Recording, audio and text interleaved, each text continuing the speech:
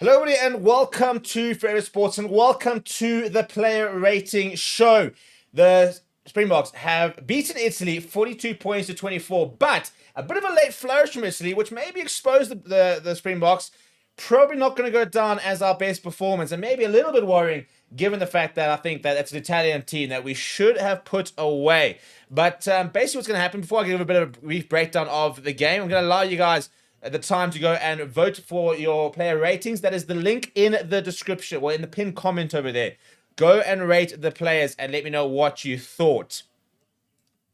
Right, let's get into the game, shall we? So 42 points to 24. So it's a win for the Springboks. If you're going to be honest, though, a little bit disappointing because it should have been a lot more. I mean, at halftime, at 28 points to 3, we're thinking this should be a 56, 60, points to 10, 15 game, which we'd all be very happy with. Italy came back, and for the first time ever, maybe not the first time ever, but for the first time, especially against a team like this, the bomb squad didn't work.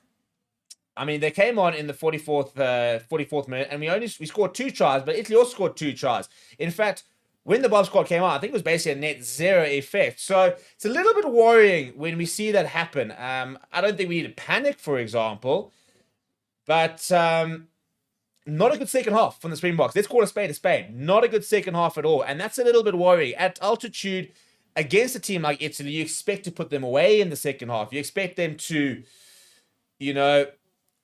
just surge from the first half and put lots and lots of points on Italy, and we didn't, which is cause for concern, not cause for panic, but cause for a little bit of concern.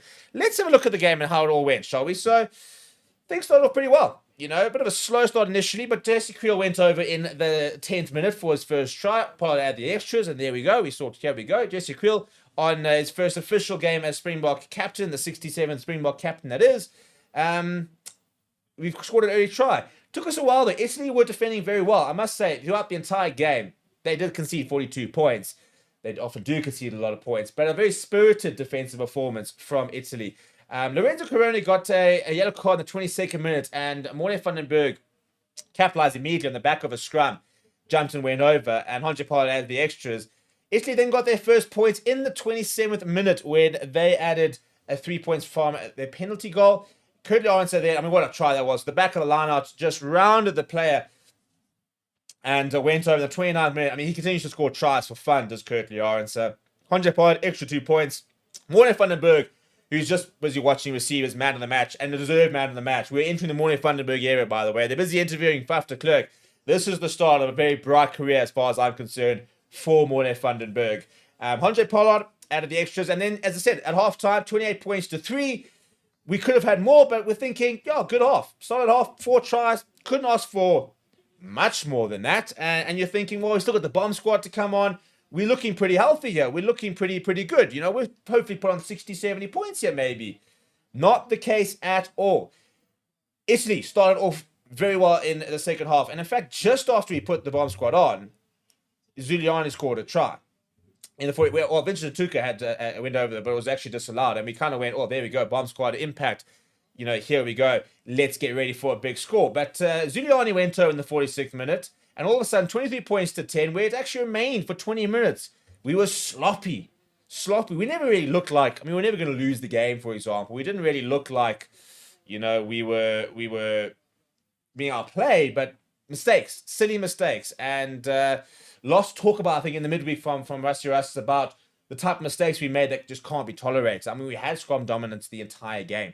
Our lineouts were working really, really well. Wasn't creating enough, I don't think, but I think just the main thing wasn't clinical enough. Italy scored for the first time. They were in the 22, in the 46th minute. That first half team shut them out completely. Second half team, when we needed to play the bomb squad, it just didn't really add much of a difference. Vincent Koch went over in the 66th minute, but then Italy went bang, bang with Dimchef in the 62nd, Canoni in the 67th, and all of a sudden, we went from 36 points to 10, where you're thinking, right, here we go, 2 or 3 tries, and we can go decent performance. From there, we were actually down to 36 points down to 35 points to 24. And Italy were, at one stage, looking to come back, and then Markham started and went over. We added the extras, and right to the end, Italy were close on scoring, and they could have actually lost the game within 10 points. So, yes, we were never going to lose the game, but certainly didn't cover ourselves in glory in that second half. And I mean, some people saying as far as if we continue playing another 20 minutes, we might have even lost that. Look at Italy, 5.2 points per entry to the 22, just 4 entries to the 22. But look how clinical they were. That's more than a try per entry in terms of points scored. You know, that's phenomenal. In comparison, we were there 11 times and just 3.8. I mean, I've never seen something as high as 5.2, to be honest. That's very clinical from Italy. But it's not good enough from us in that second half. If we look at the attack profile, very different from what we were sort of working with. So more 22 entries, more line breaks, more carries, fewer kicks, but more post-contact meters, but not points on the board. In fact, a little bit similar to what we saw between New Zealand and France this morning. Similarly, if you look at our defense, tackles missed, 30 from Italy, but 168 made, more dominant tackles, more turnovers won. Breakdown is a concern. We missed Siakalisi today, I think. We missed somebody who's putting that grunt work in at the breakdown. And that's going to be a big thing that we'll have to look at next week, is trying to fix that breakdown. Far too many turnovers there, far too much ball being given away in good positions where we could have punished them. Ruck speed, pretty similar. Discipline, we'll have a look here, but not our best day from a discipline point of view. Some silly penalties, personally, I think, being conceded. Let's look at some of the match summaries here. So it was 1 penalty from Italy, 3 tries to 6. So we did score 6 tries. At any time you scored 6 tries, you usually celebrate. It should be considered a success, but it's just the way the game went, where I think we just felt like a kind of a bit of a damp squid. It just sort of petted out, really, and Italy came back, which was frustrating because it just shows you that we might be vulnerable to comebacks, whereas usually we're a comeback team. You know, usually, as long as we're within 5 to 6 points of a team with 20 minutes to go, we're sitting there going, we're not worried at all. You know, even up to about 8 or 9 points, we're sitting there saying, it's fine. We're going to put on the bomb squad, we're going to have that impact, and we're going to, you know, dominate you. That wasn't the case today. More line breaks, though, but, 17 turnovers lost. 17 turnovers lost. You can't be having those sort of stats. Possession, we had more. Territory, we had more as well. I mean, possession, 60% to 40% is good. 88% in the last 10 minutes. Scrums were completely dominant. I mean, we decimated in the scrums. Lineouts needed a lot of work. Weren't great. Bongi Manambi struggled as well when he came on. Got to fix that. Our lineouts are usually our best thing. It is Tiago's first test back in a while. He is our best lineup caller, but maybe a little bit disjointed over there. From our attack, you look at the attacking statistics. 169 passes. 156 ball carries. Almost 400 post-contact meters. 4 line breaks. It all reads very well. And 6 tries, we're very happy. But to concede those many points towards the end is where the frustration comes. And again, the breakdown is going to be a very contentious part. 6 penalties conceded by the Boks, 9 penalties conceded from Italy. If you look at the defense, to 86% from both. We did kick less, which we kind of expected from an Italy point of view. Let's focus on some of the positives, though, shall we? Let's not get wrapped up in too much negative, because we did beat them by almost 20-odd points. We did score 6 tries. Damien Vincer looked very bright. 14 carries from him. Made some good line breaks. Made some meters. Was pretty good under the high ball. Morty van den Berg with a man of the match performance. The first time he's in dry conditions, and we really see what the Boks rate about him. Kirkley Orense, 2 line breaks, but I mean, give a shout out to this Italian side with their tackles completed. Manuel Giuliani, 21 tackles. Nicolo Canoni, 18. Bartolomeo, 16. Alexander Isakor, 16. Menoncello, 14. Marco van Staden was the highest tackler for the Boks at 11. If we're looking at some other stats, if we look at the attack, for example, meters carried, Damien Willemse 120, defenders beaten, Damien Willemse with 8, Chesn Colby with 4. So it was good to see Damien Willemse close to his best and playing well, which is really good. But not the best performance. What are we thinking? Is there need to be worried, or is that just one of those bit of a rusty performance and we'll kind of brush it off and go again next week? What do you think? Let me know in the comments. Because now we're going to do our player rating show, and I'm very interested to see what that last 20-minute period is going to do to those ratings. And we've got to be very careful, because it wasn't a good last 20, 30 minutes. We did score 6 tries. So, you know, 2 things can be true at the same time. Did we play well over the 80? We played well enough. Those last 20, 30 minutes, though, is a little bit of reason to worry, to be perfectly honest. Let's call a spade a spade. It wasn't good. And the fact that the bomb squad just didn't have the impact was a big concern. I think that's probably one of the reasons we'll be the most worried, is because we just didn't have that impact. So, is everybody working? Please let me know if the player ratings are working before I sort of switch to it. Please let me know in the comments below. Are the player ratings working for you? Do you know where it is? Are you coping with it? Is it working?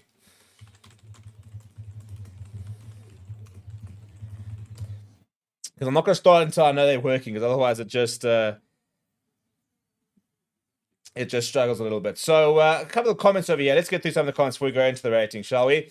CS says awful, embarrassing, shameful, disgusting. I think that's a little bit over the top. I think inconsistent is probably the big, the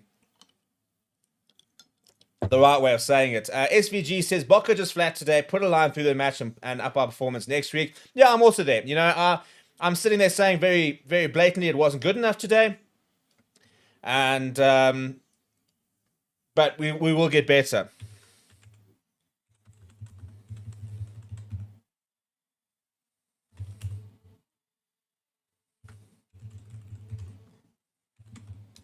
I'm just really uploading our review here.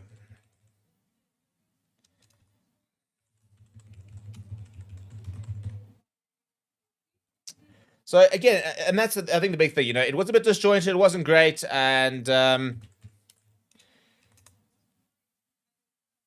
we've got to get a lot better. I think that's probably the big thing, is that we're going to need to see a much bigger performance next week. What's going to be interesting about it next week is the fact that we're expecting lots of changes. In fact, Rassie Erasmus said that the team for next week has already been announced internally, so they already know who's playing next week, and it's going to be a different team. And I think now there'll be a bit of pressure on that team to deliver. And what will be interesting is if that team delivers, what are some of those players will then think moving forward, saying, well, you played a, inverted commas, probably a stronger team, and you didn't quite get the sort of the big victory you were kind of waiting for. Maybe we're the ones to look at. It's an interesting situation to be in. I don't even think there's any need to panic. I think that's the main thing. Heartskill saying they look sloppy and lethargic. James says Italy were the better team in the second half. Michael saying they were so bad.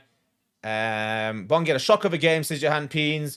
Well, you just said everything. It's not a Bulls player, but he wasn't great. Rupert says Pollard is all at sea if they want to run the ball, not his game. Bad selection of the type of game he want to play. And Springbok fan reckons Sasha over Pollard every single day. CS says we're always going to win, but we judge ourselves by our standards, and it was disgusting. So not holding his punches is Sia. I just want to see if anyone's working with the player ratings here. Mikhail says, I think Vincent Tuka will eventually take the number 7 jersey after Peter Steph's toy. Sia says they are working. Albert saying they are working, which means we can get into them. Exciting times. Exciting times. Now, let me just set it up, I suppose. I'm so busy yapping away and that I haven't actually gotten it ready on my screen. I need to get my app ready so we can look at some of the stats, the statistics. Check the statistics.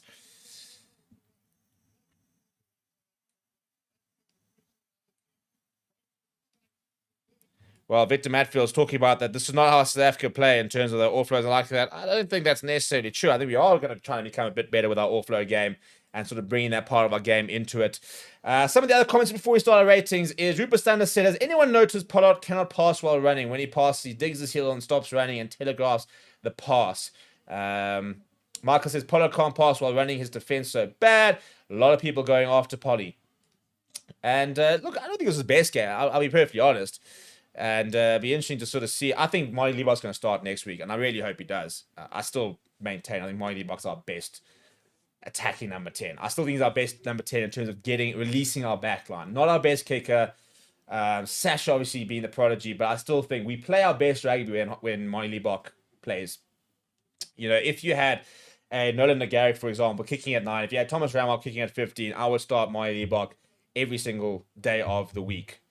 Carl says, I genuinely hope we have a better plan for the next match because we actually got destroyed in the second half. If it wasn't for the first half, we would have lost. Well, let's see if the player ratings reflect exactly that, shall we?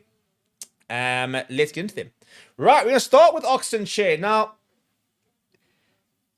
the thing is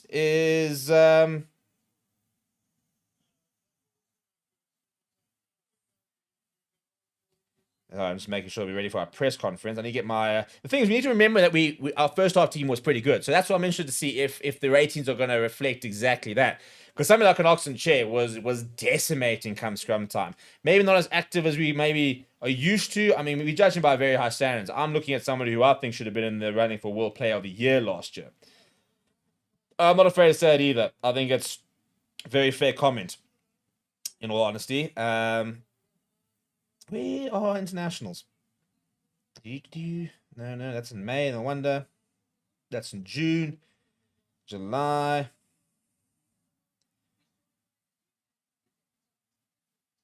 Why is this so behind? I'm looking at South Africa versus Scotland. That's still to come. South Africa versus Italy. Here we go. Oxen Chair's game read as follows. 48 minutes, 2 carries, 8 tackles. Didn't missed 1 tackle. Scrummed pretty well. I'm going to give Ox a solid 7. 6.4. I think that's a little bit harsh. Maybe not his best game. But again, he was part of the team that did put 4 tries on in the first half. So, yeah, we need to be careful. Oh, I need to put man of the match nominations. That's what I need to do. Man of who was your man of the match? My options are Damian Willemse. Somebody said it. Morne van der Berg.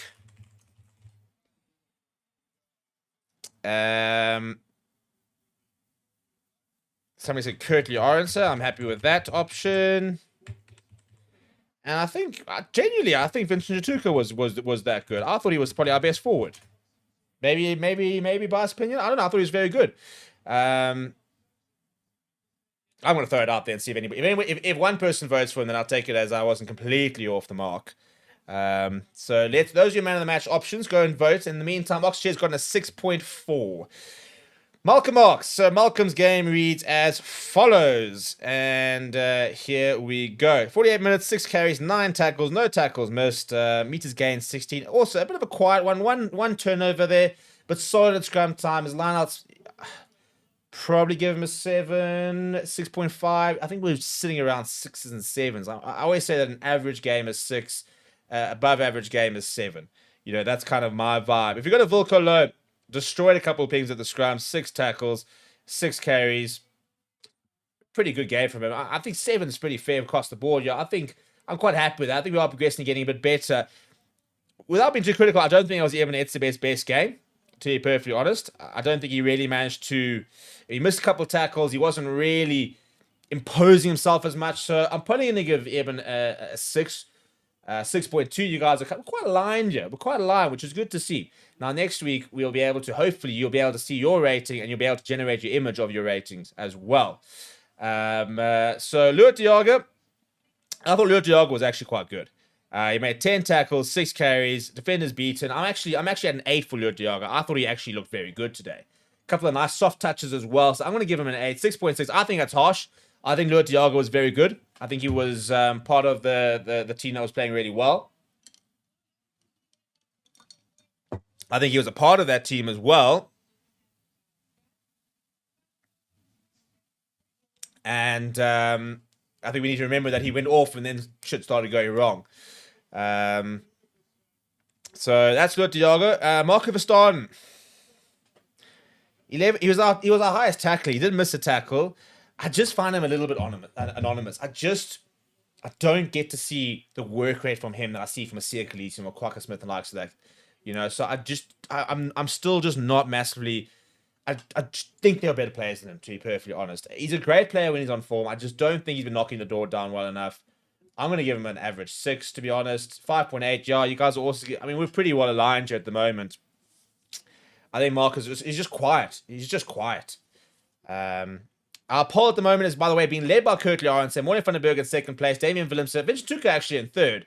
My man of the match was Morne. I thought he was really, really good today. 2 tries to his name as well. You get bonus points for that. Vincent, let's have a look at exactly what Vincent's game looked like. 8 carries, 8 tackles, 1 missed tackle, 27 meters game, 3 defenders beaten. I thought do you know where I was really impressed with Vincent? Was his line-out work. I thought his line-out work was really, really good. And an important part of trying to be a backup to PSF the toy is that line-out option. Especially when you're playing with Jasper Wiese, who isn't really a line-out option, to be perfectly honest. So I'm going to go with an 8 for Vincent. I thought it was very good today. You guys going with a 7. You guys, as I said, my biggest problem is I don't want people to go too negative based on the last few minutes. Yes, it wasn't a great last 20 minutes, but there was a better time before there, maybe last half an hour. And this is the problem when you end badly. If you have a bad first 20 minutes and then you have a great next 60, these are often very high. But we're kind of now responding based on, recent events. That recency bias. And I'm not accusing anybody of anything wrong. It's very it's very fair. Now, Jasper Wiese, I thought was pretty good as well. Didn't really get much involved in defense, but 44 meters gain, I'll give him a 7. I think it was pretty solid. I was happy with what I saw from him. 6.9 were more or less the same. Morne van den Berg has arrived, ladies and gentlemen. He's been playing a lot of his Springbok rugby in very wet and difficult conditions. Today, he got a chance in dry conditions, and he took it. He scored 2 tries. The one, you just had to dot down, basically. But it's... the second try was very good. And I thought overall he was very good. I'm probably at an 8. I'm hoping this is the highest rating we've got so far. 7.8. Yeah, there we go. No, we good. Nice and aligned here, people. I think we're on the right sort of track. From Andre Pollard. Well, let's talk about Andre Pollard, shall we? Because there's going to be a big debate. Andre Pollard is Iceman. I mean, he kicked it 100% as usual. So, 12 points, 80% tackle success rate, missed 1 tackle. He will not be able to get a backline going like Marnie does, like Sasha probably does. He's a different type of player. I don't think he was great today. I don't think that, especially in the second half, our pack dominated and stuff. And I think that he's a player that kind of has to play with Billy, isn't it? We kind of have to put them in tandem. So I'm probably at a 6 for Pollard. I don't think he was awful. I don't think he was great. 6.2, that might be close to our lowest. 6.2 even it's a bit orbits. I mean, interesting. And what I appreciate is the fact that people have got the balls to say to some of our best players of all time, cool, didn't have a great game today, give you a 6. Kurt Lawrence, very good today. Once again, scored a try. He keeps scoring tries for fun, doesn't he? Didn't miss a tackle either. 7 tackles. Did concede a few turnovers, but 58 meters, 4 defenders beaten. I'm at an 8 for Kurt Lawrence. You guys are more or less at an 8 for Kurt Lawrence as well. Damien Delendi, I thought, all right, pretty solid. Nothing really to write home about too much. Missed 1 or 2 tackles, but overall, I think he was all right. 6.8, we're pretty similar to that. Jesse Creel, I think similar, scored a try. Worked hard as he always does. Also, probably an average 7. I mean, a decent 7, 6.7. Ches and Colby tried to get involved, but just didn't have much to do, to be honest. Missed quite a few tackles today, which is quite uncharacteristic. So, a quiet game from Ches. And so, by his standards, I'm going to give a 6. I've gone a little bit low, apparently. That's fine.